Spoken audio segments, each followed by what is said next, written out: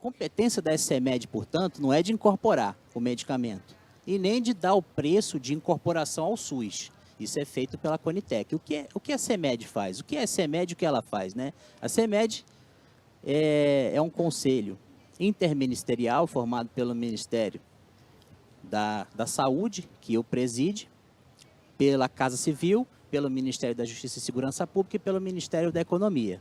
A Anvisa faz o papel de secretaria executiva, que é o órgão técnico, o órgão de assessoramento técnico da SCEMED. Então, via de regra, as precificações, elas saem pela SCEMED, numa decisão de primeira instância, que cabe recurso ao CTE, que é o Comitê Técnico Executivo da SCEMED. Essa é a regra.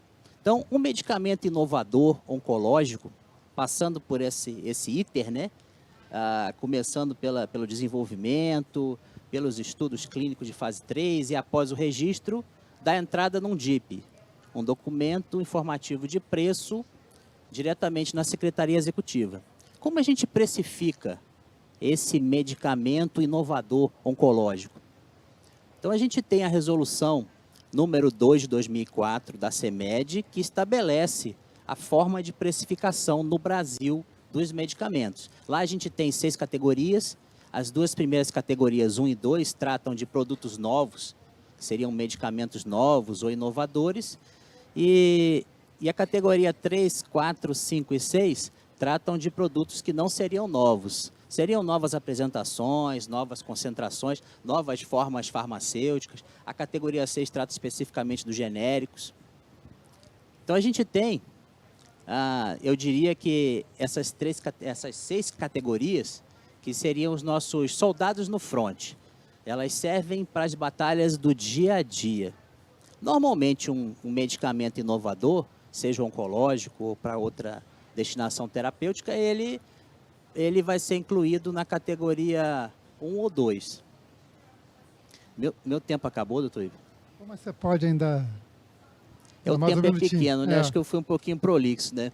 Uhum. Então, assim, deixa eu encurtar aqui. Eu agradeço a extensão do tempo, doutor Ivo.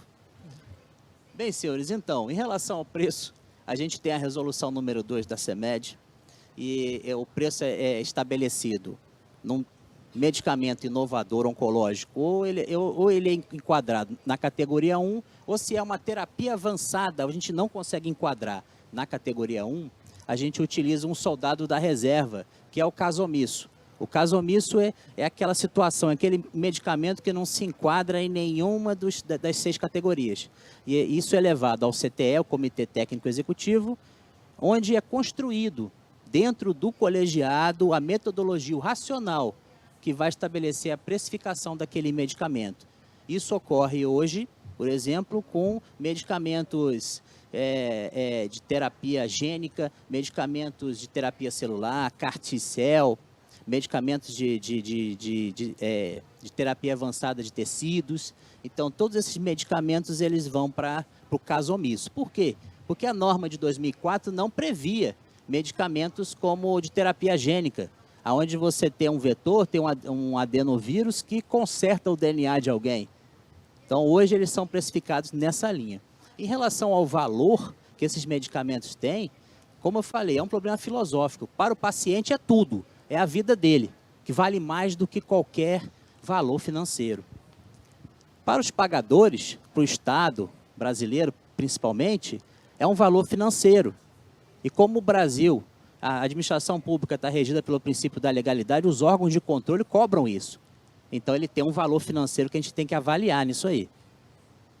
Bem, para os pagadores privados, é a mesma linha.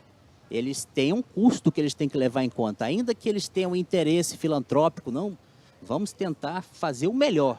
Mas eles têm um custo que eles têm que arcar. Então, essa é a questão do valor do medicamento. A gente não consegue estabelecer ele de uma forma filosófica linear. Para o paciente é tudo, é a vida. Agora, para o hospital, para o Ministério da Saúde, para a Secretaria de Saúde, ele tem um custo. E precisa entrar dentro do orçamento que eles têm. Então, eu acho que essa é a pedra de toque. É aí que a gente precisa ver. Seria por acordos de compartilhamento de risco, seria pela criação de fundos para inovação. mas a gente precisa buscar esse equacionamento. Doutor Ivo, obrigado pela extensão do tempo, viu? Obrigado a você, Robson.